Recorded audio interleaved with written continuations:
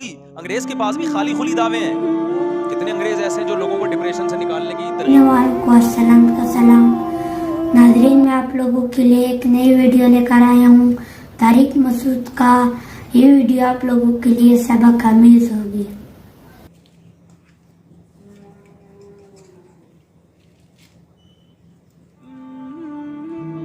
Motivational اسپیکروں کی تقریریں دیکھو.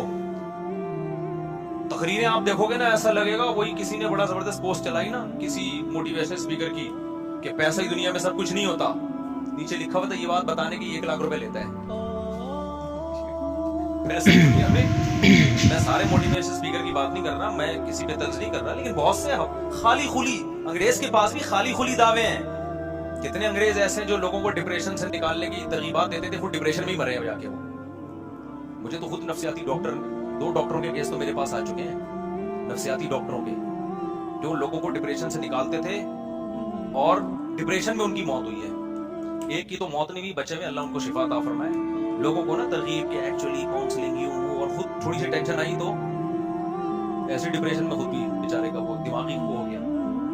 تو بھائی آپ یہ خالی خلی چیزیں ہیں. جب تک اللہ پہ ایمان نہیں ہوگا، توکل نہیں ہوگا کہ جو کچھ ہے کون ہے؟ اللہ ہے. جانا کس کے پاس ہے؟ اللہ کے پاس جانا ہے. ہمیں کوئی مصیبت پہنچی وہ بھی اللہ نے پہنچائی، صبر کریں گے اجر دے گا. اصل منزل آخرت ہے. یہ تصور جب تک نہیں آئے گا، ڈپریشن کا علاج گیا خود ہی بھیج دیا کرو، ہو ہی نہیں سکتا علاج.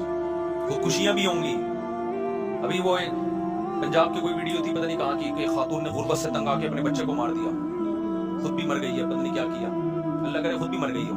جب بچے کو مارا ہے، قتل کیا، تو خود بھی ایسے لوگ مر جائیں تو اچھا ہوتا ہے.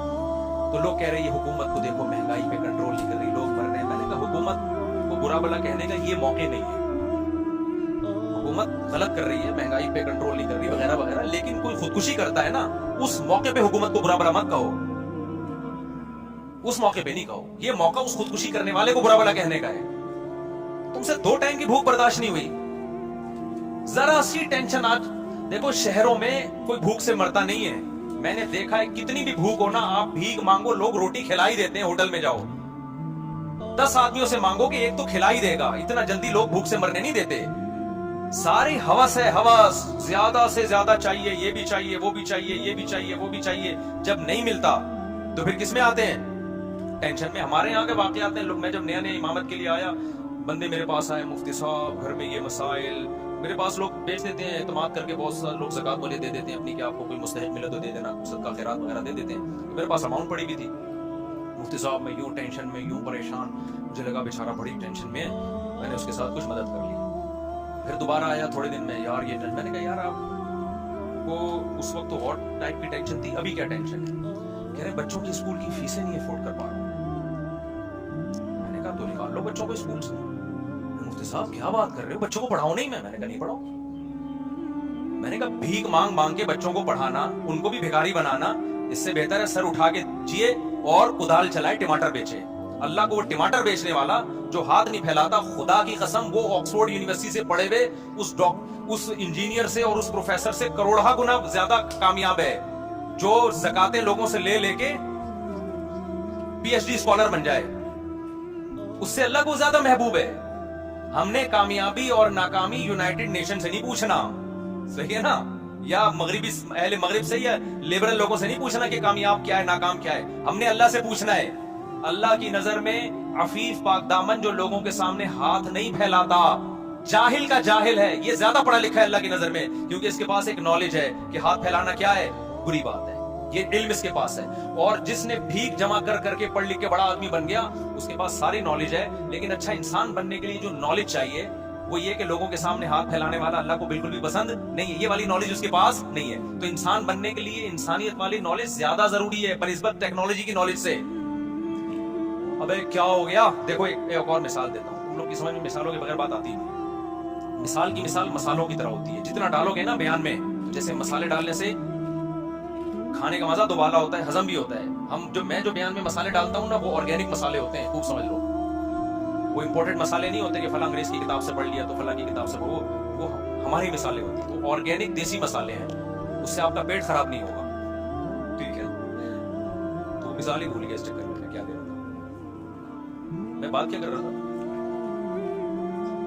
تم بھی پاگل ہو ہیں؟ ہاتھ پھیلانے میں مثال دے. ہاں میں ایک مثال دے رہا تھا. دیکھو ایک آدمی بہت بڑا ڈاکٹر ہے, بہت بڑا سائنٹسٹ ہے, اس کے پاس ساری دنیا کی ساری نالج ہے, گھر میں بوڑھے ابا ہیں, اس کے پاس یہ علم نہیں ہے کہ باپ کے ساتھ بدتمیزی کتنی غیر اخلاقی حرکت ہے, باپ کو بے یار و مددگار چھوڑ دینا کتنا غیر اخلاقی ہے, باپ پہ ہاتھ اٹھانا کتنا برا عمل ہے. یہ بھی تو ایک علم ہے نا. اس کے پاس یہ علم نہیں ہے. اب وہ لوگوں کا علاج بھی کر رہا ہے, یہ بھی کر رہا ہے, لیکن باپ کو کبھی تھپڑ مارتا ہے, کبھی گھوسے مارتا ہے, کہ یہ پڑا رہتا ہے, کھانستا رہتا ہے. یہ نالج اس کے پاس, یہ بھی ایک علم ہے, یہ بھی ایک نالج ہے کہ بھئی یہ میرا باپ ہے تو مجھے اس کا کیا کرنا ہے, احترام کرنا. ایک دوسرا وہ شخص ہے جس کے پاس بالکل بھی نالج نہیں ہے, غریب آدمی ہے, نالج نہ ہونے کی وجہ سے اس کے پاس یہ نالج ہے کہ گھر میں بوڑھا باپ ہو یا بوڑھی ماں ہو تو علم یہ ہے کہ اس کا احترام کرنا پڑے گا. یہ اخلاقیات کا علم, سوشل سائنس کا علم اس کے پاس موجود ہے. سمجھتے ہو کہ نہیں سمجھتے؟ تو بتاؤ خدا کی نظر میں کون زیادہ کامیاب ہے, یہ پہلا والا یا دوسرا والا؟ تو اللہ کے ہاں کرائیٹیریا اچھے برے کا وہ نہیں ہے جو برے کے ہاں یا لبرل لوگوں کے ہاں ہے. تو اللہ کی نظر میں اچھا بننے, میں آپ کو سائنس اور ٹیکنالوجی سے یا تعلیم سے روک نہیں رہا, ہم تو ترغیب دیتے ہیں. میں آپ کو بتا رہا ہوں کہ پہلے کیا ہے, پہلے اچھا انسان ہے, باقی چیزیں اس کے بعد ہیں. اور یہ جب تک کھوپڑی شریف میں بات آئے گی نہیں, جب تک دنیا کو مسافر خانہ سمجھو گے نہیں, کیونکہ جب سارے مزے یہی لینے ہیں پھر انسان انسانیت پہ کمپرومائز کرتا ہے. پھر وہ کہتے ہیں ایجوکیشن چاہیے, پیسہ چاہیے, عزت چاہیے, عہدہ چاہیے, شہرت چاہیے, انسانیت بے شک تباہ ہو جائے, کچھ نہیں ہوتا اس سے. کیونکہ جب پیسہ آتا ہے نا تو لوگ اسی کو اچھا انسان بھی سمجھنا شروع کر دیتے ہیں, عزت بھی مل جاتی ہے. آج کل تو اچھا عزت کے لیے اچھا انسان بننے کی بھی ضرورت نہیں ہے. دیکھو ایک آدمی نے کبھی رشوت نہیں لی, نیک رہا, جس کی وجہ سے بیچارہ ترقی نہیں کر پایا, پیسے نہیں تھے تو پڑھ نہیں پایا, اس نے کہا میں کسی سے بھیک نہیں مانگوں گا, اور ٹماٹر بیچ رہا ہے. عزت ہوگی اس کی؟ نہیں ہوگی. لوگ ہیں ٹماٹر والا ہے. لیکن ایک آدمی نے بھیک مانگ کے زکاتیں ادھر سے لے لی, ادھر سے, اور اس کے سامنے کپڑے پھاڑ کے بیٹھ گیا, ٹرک کے نیچے آ کے لیٹ گیا کہ مجھے پیسہ چاہیے. رو رہے ہوتے ہیں لوگ, میں بھوک سے مر رہا ہوں, میں یہ کر رہا ہوں, میں وہ کر رہا ہوں, اور جمع کر کے بھکاری پن کر کے بالآخر نوٹ چھاپ کے بزنس شروع کیا, کروڑپتی بن گیا. چاہے بھکاری سے بناؤ, کس طرح بھی بناؤ, عزت اس کی جب گھومے گا نا گاڑیوں میں تو لوگ سلوٹ کریں گے, السلام علیکم, کیا حال ہے آپ. لوگ تھوڑی دیکھتے ہیں حلال کا پیسہ ہے, حرام کا پیسہ ہے, جو بھی ہے. یہ جو ہم لوگ حکمرانوں کو برا بلا کہتے ہیں نا, بھائی حرام کا پیسہ کمایا ہوا ہے, یہ اس لیے برا بلا کہہ رہے ہیں, آپ کے سامنے ہے نہیں. جب آپ کے سامنے آئیں گے نا, آپ بولیں گے سر میری تو آج چمتکار ہو گئی, آپ میرے گھر تشریف لے آئیں گے, پاگل ہو رہا ہوں. حالانکہ تھوڑی دیر پہلے آپ ہو سکتا ہے اس کو گالیاں دے رہے ہو, لیکن آپ اتنے خوش ہو گئے نا کہ میرے گھر نام نہیں لینا چاہ رہا, اچھا نہیں لگ رہا, ٹھیک ہے, منہ سے کئی دفعہ نام نکلتے واپس کرتا ہوں. تو میں اس لیے نام نہیں لیتا. بعض دفعہ میں کسی کا نام لے کے برائی کر رہا ہوتا ہوں, تھوڑے دن میں اس سے ملاقات ہو جاتی ہے میری, پھر میں شرمندہ ہو رہا ہوتا ہوں, کہے گا آپ وہی ہیں نا جو میرے بارے میں کہہ رہے تھے. میں فون میں آتا ہے کلے پھٹا یہاں سے, یہ فوراً یہ والا کلے پھٹا. نصیحت نہیں کر سکتا نا آدمی اس کو, اگلا بولے گا تو نے نام لے کے بدنام کر دیا, تو اب کیا ہمیں نصیحت کرو گے, کیا بات کرو گے ہمارے ساتھ. تو آدمی جب مشہور ہو جاتا ہے تو پھونک کے قدم رکھنے پڑتے ہیں اس کو. تو اللہ تعالیٰ قرآن میں کیا کہتے ہیں, فلا صدقا ولا صلی. دنیا کو اس نے ہاں میں بتا رہا تھا, ابو طلحہ انصاری آئے, نبی سے عرض کیا یا رسول اللہ, اللہ کہہ رہے محبوب جی صدقہ کرو, یہ سارا باغ میں نے کیا کیا, صدقہ. ہمارے نبی نے فرمایا بخن واہ واہ ذاک مال رابح, تو بڑا قیمتی مال ہے, پوری پراپرٹی اٹھا کے لے آئے. اور ہمیشہ ہمارے نبی نے ہر صحابی سے سارا مال قبول بھی نہیں کیا ہے, کہ ایسا نہ ہو کہ آپ پہ ایسے حالات آ جائیں. بہت کم لوگوں سے آپ اس طرح کا مال لے لیا کرتے جن کے بارے میں یقین ہوتا تھا کل ان پہ اگر حالات آ گئے تو یہ اللہ سے شکایت نہیں کریں گے, ان حالات میں یہ خوش رہیں گے. تو ان صحابی نے کیا کہ یہ ایمان کی کتنی بڑی علامت ہے بھائی, ہمارے نبی کو اصحاب کیسے ملے تھے, اور ہمارے نبی کا ظرف کتنا بڑا. ایک دفعہ کیا ہوا, ایک بندے نے مجھے فون کیا کہ مجھے سونے کا مٹکا ملا ہے, خزانہ ملا ہے سونے سے, پتہ نہیں کہیں دفن خزانہ تھا. اچھا, اور اس میں اتنے خزانے وزانے نا, کیا اس کا شرعی حکم کیا, تو میں نے اس کو شرعی حکم بتا دیا. اچھا اس وقت میرے پاس بھی ایک مد تھی نا جہاں غربا مساکین تھے جن کو میں نے خرچ کرنا تھا, تو اس میں شریعت کا حکم ہے کہ کچھ فیصد صدقہ کرنا پڑتا ہے. ایسا کوئی اس میں یہ کہ دارالحرب سے ملا ہے, دارالاسلام سے ملا ہے, یہ پوری ڈیٹیل ہے, میں ابھی آپ کو نہیں بتاؤں گا, ایسا نہ ہو کہ مٹکے وٹکے نکلنے شروع ہو رہے ہیں آپ لوگ کے یہاں, تو لیکن نکلیں گے نہیں, یہ ذہن میں رکھو. میں نے اس کو پہلی تو میں نے نصیحت کی, میں نے کہا اللہ کے بندے یہ تو نے مجھے تو بتا دیا, کسی کو بتانا نہیں, جب تک کسی کوئی صحیح اعتماد نہ ہونا کسی پہ بتانا نہیں, ورنہ مٹکا تو بچے گا, تو زندہ نہیں بچے گا. کسی کو نہیں بتانا, وہ آئے گا وہ سارا فی سبیل اللہ کہہ کے لے جائے گا سارا. تو مجھے خیال ہوا کہ یار جیسے ہوتا ہے نا چند فیصد صدقہ کرنا پڑتا ہے. تو میں نے پھر میرے پاس بہت سارے غریب مسکین تھے لیکن میں نے نہیں اس کو بولا. میں نے کہا اس کے دماغ میں یہ بات آ جائے گی, مفتی صاحب کے دل میں کیا آ گئی ہے, لالچ آ گیا. لیکن میرے دل میں لالچ نہیں تھی, مجھے یہ تھا کہ کیونکہ ان لوگوں کو صحیح مد نہیں پتا ہوتی, ادھر ادھر اڑا نہ دیں. تو پیسے دیکھتے ہی انسان کی رالیں ٹپکنا شروع ہو جاتی ہیں. تو اب دیکھو نبی صلی اللہ علیہ وسلم کا کیا معمول تھا. جب وہ صحابی باغ لے کر آئے تو آپ نے کیا فرمایا, یہ گورے کے کلچر میں اور اسلام کے کلچر میں فرق بتا رہا ہوں جو میں کئی سالوں سے کوشش کر رہا ہوں آپ کی کھوپڑی میں یہ سافٹ ویئر کیا ہو جائے انسٹال. کے کافر کا راستہ الگ ہے, ہمارا لبرل طبقہ, ہماری حکومت, ہمارے اسکول, ہمارے کالج اس ٹریک پہ ہمیں لے کے جا رہے ہیں, جبکہ اسلام کا ٹریک 180 ڈگری پر ہے. ہمارے نبی کہہ سکتے تھے گورنمنٹ کو دے دو, کہہ سکتے تھے کہ نہیں کہہ سکتے تھے. ہمارے نبی کی ایک ریاست تھی کہ نہیں تھی, مدینہ میں آپ بادشاہ تھے, آپ امیر تھے, آپ خلیفہ تھے, اللہ کے خلیفہ. آپ کہہ سکتے بیت المال میں جمع کرا دو. کیا خیال ہے وقت پہ کام آئے گا؟ نا نا, آپ نے فرمایا اپنے چچا زاد بھائیوں کو دے دو. گورا کہے گا؟ بولو نا. یورپ کی گورنمنٹ کہے گی اپنے چچا زاد بھائی کو دے دو. امریکہ کا صدر کہے گا, روس کا صدر کہے گا اپنے چچا زاد بھائی کو دے دے. ان کے ہاں یہی کہ سب کچھ کس کا ہے؟ گورنمنٹ کا. اسلام کہتا ہے نہیں, اولو الارحام بعضهم اولا ببعض, سب سے زیادہ حق کس کا ہے؟ رشتہ داروں کا. ہمارے نبی کو بتاتے ہیں ان کے چچا زاد بھائی بہت محتاج ہیں, اپنے چچا کے بیٹوں کو دے دو. اب مجھے آپ بتاؤ, گورنمنٹ کو دے کے بھی عوام کو فائدہ ہوتا ہے. خدا کی قسم غریب چچا زاد بھائی ہے, اس کو دے کے جو فائدہ ہوگا نا وہ آپ تصور نہیں کر سکتے. چچا زاد بھائی کا دل باغ باغ ہو گیا ہوگا کہ نہیں ہو گیا ہوگا. اس کے بعد کیا وہ چچا زاد بھائی ابو طلحہ انصاری کو کبھی بھوکا مرنے دیں گے؟ وہ جان پہ کھیل کے ان کو بچائیں گے. گورنمنٹ یہ کام نہیں کرتی ہے. جب اتنا بڑا دل انہوں نے ابو طلحہ انصاری نے اپنے چچا زاد بھائیوں کو پورا باغ دیا ہوگا, تو ان چچا زاد بھائیوں نے فری میں جب لیا ہوگا کہ یار ہماری غربت پہ اس نے اتنا خیال کیا ہمارا, تو آئندہ دیکھو ترغیب دینے سے پیسہ خرچ کرنے کا جذبہ پیدا نہیں ہوتا. جب تک خرچ کرتا ہوا دیکھو گے نہیں, جذبہ نہیں ہوتا. ہم نے اپنے بڑوں کو دیکھا ہے نا ایسے اللہ کی راہ میں اڑاتے ہیں, تو ان کو دیکھ کے ہمارا بھی دل بڑا ہوتا ہے کہ یار ہمیں بھی چاہیے کہ ہم کیا کریں, خرچ کریں. تو ابو طلحہ انصاری کے بھائیوں نے کیا تصور کر سکتے ان کو کبھی بھوکا مرنے دیں گے؟ وہ ان کے موت کے بعد ان کی بیوہ کا بھی خیال کریں گے, ان کے بچوں کا بھی خیال کریں گے. تو اسلام کیا چاہتا ہے؟ انسانوں کا آپس میں ریلیشن مضبوط ہو. کفر چاہتا ہے انسانوں کا آپس میں ریلیشن جانوروں گدے گھوڑوں جیسا ہو. انسانوں کا گورنمنٹ سے ریلیشن مضبوط ہونا چاہیے. جبکہ گورنمنٹ کوئی چیز, کوئی دل تھوڑی ہے گورنمنٹ کے پاس, کوئی احساسات ہوتے ہیں حکومت کے پاس, کوئی جذبات ہوتے ہیں. تو گورنمنٹ سے آپ کے تعلقات اچھے ہو کے گورنمنٹ بڑھاپے میں کیا آپ سے باتیں کرے گی, آپ کو لطیفے سنائے گی, آپ کو گلے لگائے گی, آپ کے دکھ درد میں شریک ہوگی, کچھ بھی نہیں سوائے پیسہ دے دے گی آپ کو ریٹائرمنٹ پہ. جبکہ انسان کو جذبات کی ضرورت ہے, محبت والے جذبات. آپ کے لیے کسی کا دل دھڑکتا ہو, آپ کے لیے کوئی روتا ہو, یہ انسان کی نیچر ہے. انسان کو اللہ نے تنہا پیدا نہیں کیا, انسان کو انسانوں میں پیدا کیا ہے. انسان کو ریلیشن نہیں ملے گا تو وہی حال ہوگا جو اس مالدار کا ہوا, کروڑوں روپے خرچ کیے اور ہمارے استاذ کے پاس آ کے رو رہا ہے کہ میں کھانستا ہوں تو نہ میری بیوی پانی کا پوچھتی ہے, نہ میری اولاد پانی کا پوچھتی ہے. مرنے کا انتظار کر رہے ہیں. یہ میں نے جمعے میں ایک واقعہ سنایا تھا نا, ادھورا رہ گیا تھا وہ واقعہ. وہ ہمارے ایک دوست تھے, جامعہ رشید میں ڈرائیور ہیں. وہ پہلے ڈیفنس میں کہیں چوکیدار تھے. میں نے ان سے پوچھا یار آپ نے ڈیفنس میں چوکیداری کیوں چھوڑ دی؟ کہہ رہے یار ایسا واقعہ, وہ ہمارا کھوپڑی پٹھان تھا, وہ کہہ رہا ہمارا کھوپڑی گھوم گیا. میں نے کہا کیسے گھوم گیا بھائی تمہارا کھوپڑی؟ کہہ رہے یار میں جس گھر میں چوکیداری کرتا ہوں سیٹھ کا انتقال ہو گیا, اس گھر کے سیٹھ کا انتقال ہو گیا, تو ایمبولینس آئی جنازہ رات کو 2-2:30 بجے. تو ایمبولینس والوں نے بولا بھائی ان کے بیٹے کو بولو کہ وہ ابا کا انتقال ہو گیا ہے. کہہ رہے انتقال ہاسپٹل میں ہوا, بچہ گیا نہیں وہاں. تو میت جب گھر آئی ہے تو کہہ رہے میں گیا, میں نے اس کے بیٹے کو جگایا, بھائی تمہارے ابا کی ڈیتھ ہو گئی ہے. کہہ رہے ہمارے گاؤں میں تو رونا دھونا کئی مہینے تک تعزیت چلتی ہے, رو رہے ہوتے ہیں, ڈپریشن میں چلے جاتے ہیں. کہہ رہے میں گیا, میں نے اس کو اٹھایا, اٹھا ہی نہیں. بولا عیدی سینٹر والوں کو بولو غسل کفن دے کے دفن کر دیں. اور یہ واقعہ بھی 20-25 سال پرانا ہے. اب تو اور ترقی کر لی ہے بھائی ڈیفنس نے.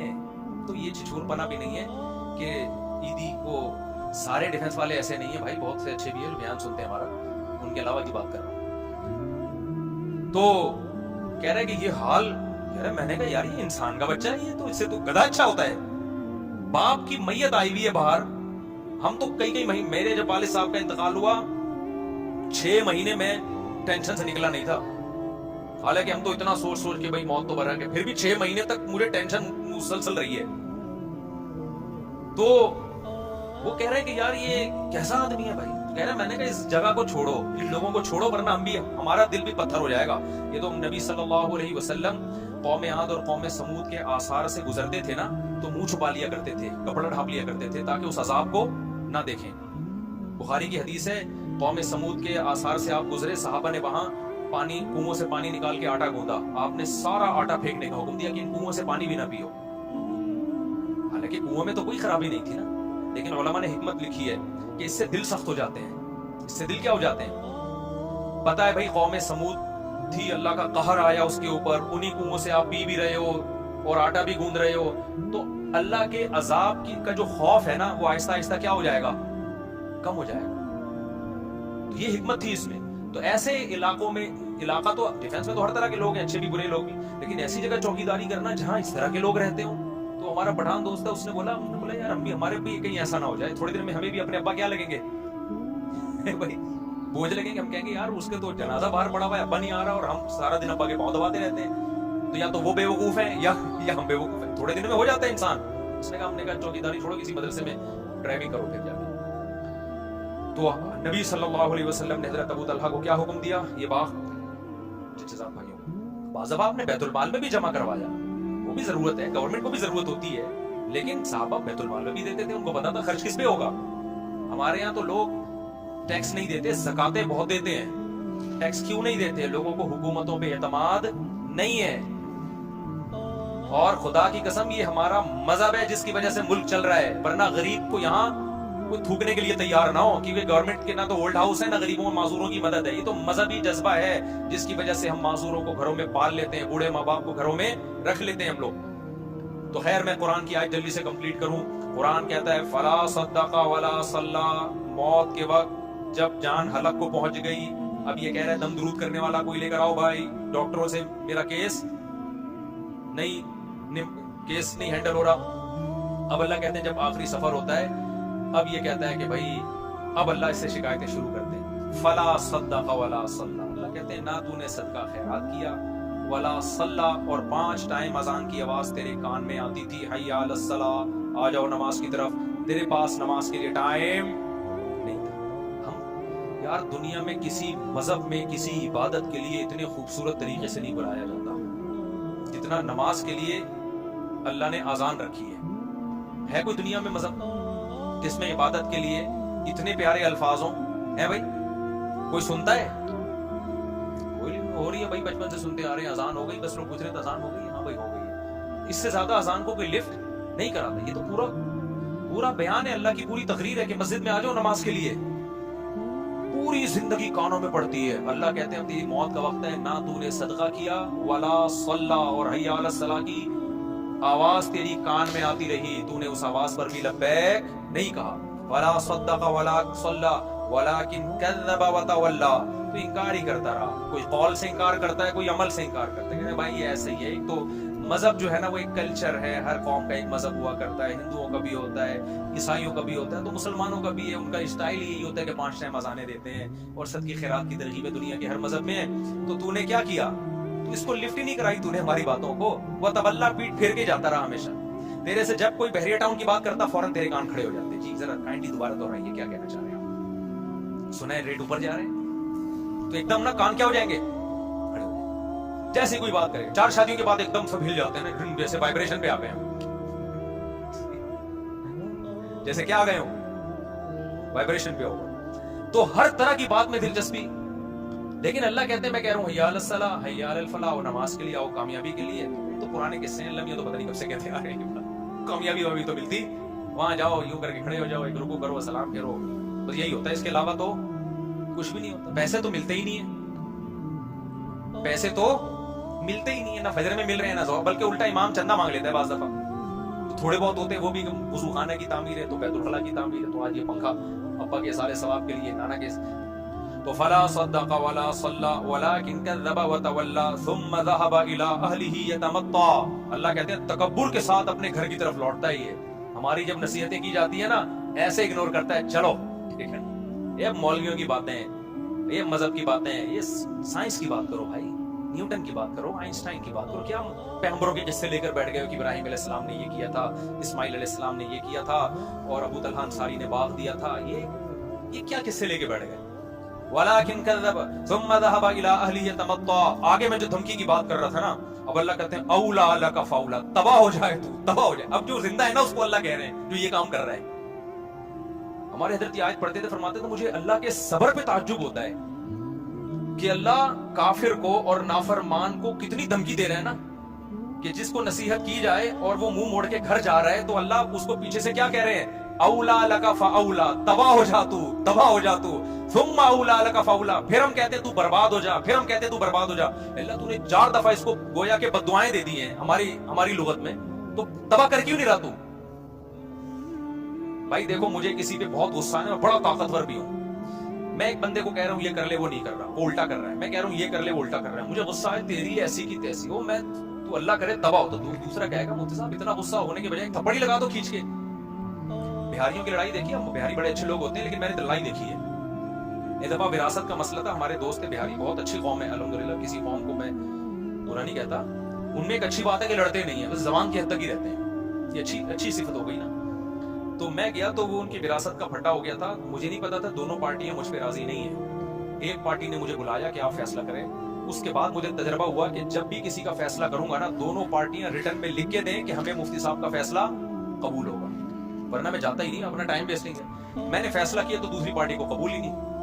اب دونوں پارٹیاں لڑ رہی ہیں آپس میں, ایک کہہ رہا ہے یہ تو طالبان کو اٹھا, میری پگڑی ایسی تھی نا, زیادہ مشہور نہیں تھا, وہ کہہ رہے ہیں تم طالبان کو کہاں سے اٹھا کے لے آئے, یہ 2007 یا 2008 کی بات ہوگی. میری پگڑی ہمیشہ سے یہ اسٹائل رہا ہے, جس کو میرا فیصلہ قبول نہیں کرے تم تو طالبان کو اٹھا کے لے, تو دہشت گرد ہیں. میں نے کہا میں ایک تو یہاں بیٹھا ہوا ہوں بھائی, تو پگڑی میری دیکھ کے نا, تو جو الزامات ان کے آ رہے تھے 12 لڑ پڑے نا. اب لاکھوں روپے کا ان کا کروڑوں کا پھڈا چل رہا ہے, لڑ رہے ہیں, میں تیری یہ کر دوں ایسی کی تیسی. دوسرا کہہ رہا ہے میں سوچ رہا ہوں یار یہ کچھ کرو نا یار, تم کیا ہے, 1 گھنٹہ تو مجھے ہو گیا تمہاری باتیں سنتے ہوئے. میں یوں کر دوں گا, وہ کہہ رہے ہیں میں یوں کر دوں گا, وہ کہہ رہے ہیں میں یوں کر دوں گا, وہ کہہ رہے ہیں میں یوں کر دوں گا. تو بھائی تھوڑا سا کرو بھی تو صحیح نا, بہت ہو گیا یار 1 گھنٹے سے میں یہ سن رہا ہوں. وہ دوسرا کہتا تو کر کے دکھا, تو کر کے دکھا, وہ کہہ رہا ہے میں تو کروں گا, کہہ رہا ہے تو کر کے دکھا, میں کروں گا. 1 گھنٹہ ہو گیا, مجھے لگا کہ بھائی یہ کچھ بھی نہیں کرے. مجھے اپنی پوزیشن پتا چل گئی کہ میرا فیصلہ ایک فریق مان رہا ہے, دوسرے کو تو میں طالبان لگ رہا ہوں, ٹھیک ہے نا. ہم نے کہا پتلی گلی سے کیا کرو, نکلو یہاں. تو اب اللہ میاں کا جو اسٹائل ہے, انداز ہے, وہ یہی ہے, دھمکیاں دے رہے ہیں اللہ میاں, اولا لکا فاولا, چھوڑوں گا نہیں تجھے, صحیح نا, تباہ ہو جا تو, لکا فاولا, پھر اللہ کہہ رہے ہیں تباہ ہو جا تو, ثم الاولا, پھر اللہ کہتے ہیں ثم کا لفظ, اللہ کہتے ہیں میں اپنی بات کو ریپیٹ کر کے کہتا ہوں, تو تباہ ہو گیا, تباہ ہو جا تو. یہ بددعائی کلمات ہیں, جب عرف میں ہم کسی کو کہتے ہیں اس کا مطلب بددعا دے رہے ہیں, اللہ کرے تو مرے, یعنی اللہ خود اپنے آپ کو کہہ رہے ہیں کہ اللہ کرے کہ تو تباہ ہو جا. ثم اولا لک فاولا. تو ہمارے فرمایا کرتے تھے اللہ دھمکیاں دے رہا ہے. اب دیکھو ہم تو جب دھمکیاں دے کریں کچھ نہیں تو ڈر کی وجہ سے نا, کہ میں زبان کی دھمکیاں ٹھیک ہے کر دیا تو یہ تو ایسا نہ ہو کہ افورڈ کرنا مشکل, لیکن اللہ کے لیے تو کوئی مسئلہ نہیں ہے نا. اللہ جب دھمکیاں دے رہا ہے تو سوال پیدا ہوتا ہے, اللہ جب تجھے غصہ آ رہا ہے, اللہ کو کتنا غصہ آتا ہے. قرآن کہتا ہے ان الذين كفروا ينادون لمقت الله اكبر من مقتكم انفسكم اذ تدعون الى الايمان فتكفرون.